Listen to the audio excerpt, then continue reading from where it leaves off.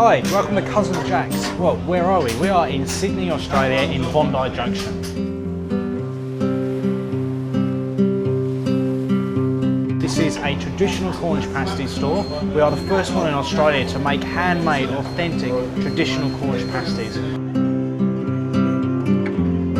Why did we do this? Well, 6 months ago we looked around for, myself being English, for a traditional Cornish pasty in Australia. We couldn't find one anywhere, so we decided, well, we'll make our own.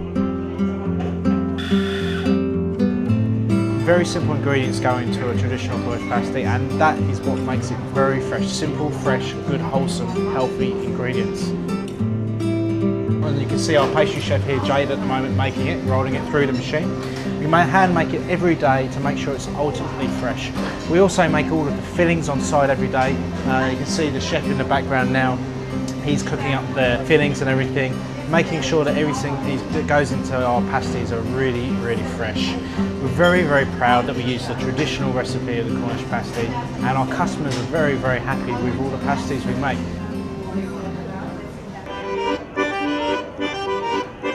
Oh, I love them. They're fabulous.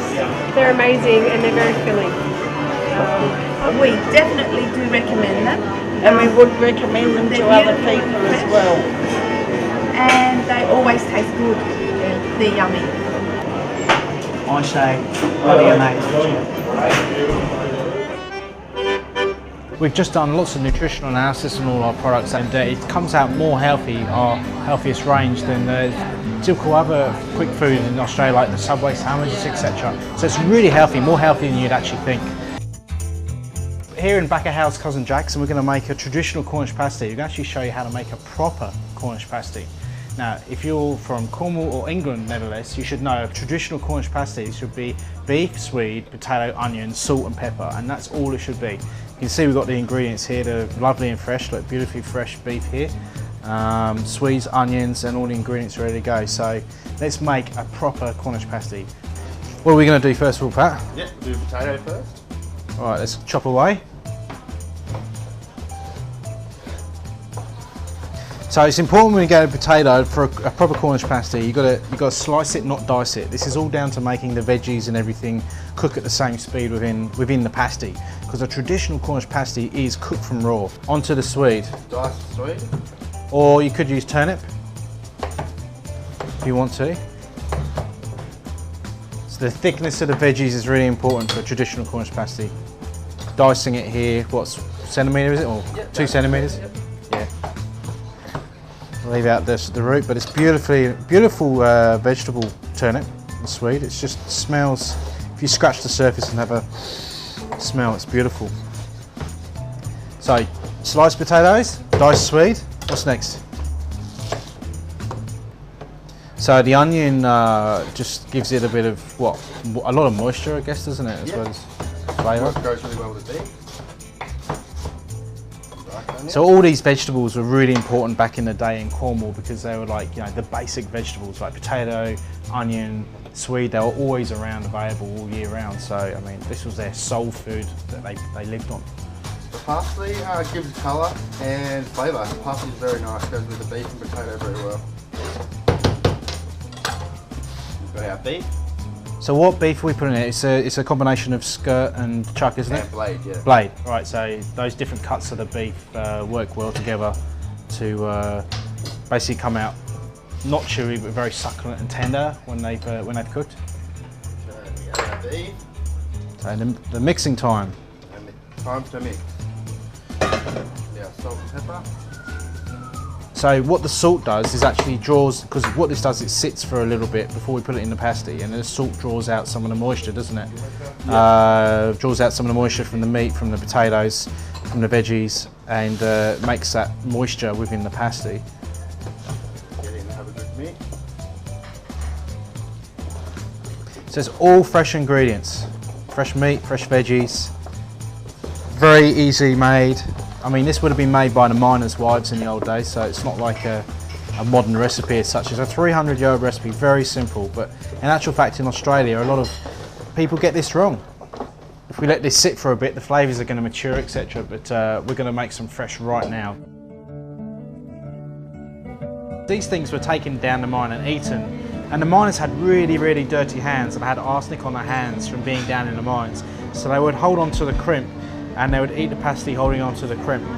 The story goes that the very last piece of pastry, which is the end bit here, they would throw this down the deepest, darkest mine shaft where they were at the time in the mine, and they would feed the evil spirits, and they were called knockers. The evil spirits were knockers, and that was because the miners believed they would knock on the wall of the mines to either warn them of a cave-in, or maybe they were actually trying to cause a cave-in to hurt the miners. So they would throw the pastry down the mine to feed the spirits, to try and keep them happy. So we have some pastry which has been freshly made, rough puff, 3/4 puff, mixture between a short crust and a puff. Lovely texture. It's short like a short crust, but it's also puffy as well, so it's light as well. So you can layer it, so you put the veggies at the bottom and the meat on top, and then the seasoning on top, but we actually just pre-mix everything, make it nice and mixed up, and as I say, if you leave it in the container and it sits for a little bit to generate the flavours. So now we go to the important part, which is the crimping. So the traditional method of making a pasty. You fold up the two corners, you put it together, push it down. Now, this pastry is a little bit soft. It's been spinning outside for a few minutes, so it's a bit soft, but now we start to crimp. So we fold over the thumb and we go in this motion. So it's a 3-step motion. Fold over the thumb, turn it over and pinch it. Fold it over the thumb, turn it over and pinch it. We go along all the way. We get to the end, we turn it over, we give it a little bit of a hug, and there we go. There's our little finished pasty, made with a bit of love and care. This is all it is, just beef, sweet potato, onion, fresh ingredients. It's got to be fresh, it has to be fresh. So you put your thumb here, fold it over, pinch. Put your thumb here, fold it over, pinch, fold, pinch, and away we go. When you get really quick, you can go like this. Away we go. Give it a hug, bit of love, like this.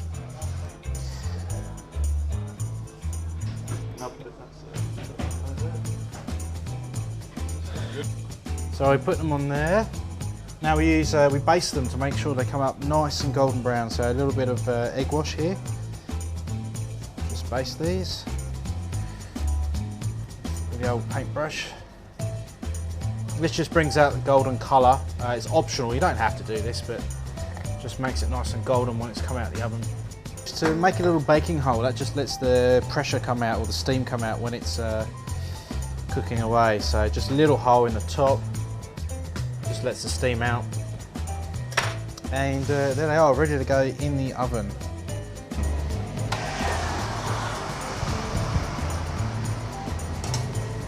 In the centre shelf for just under an hour.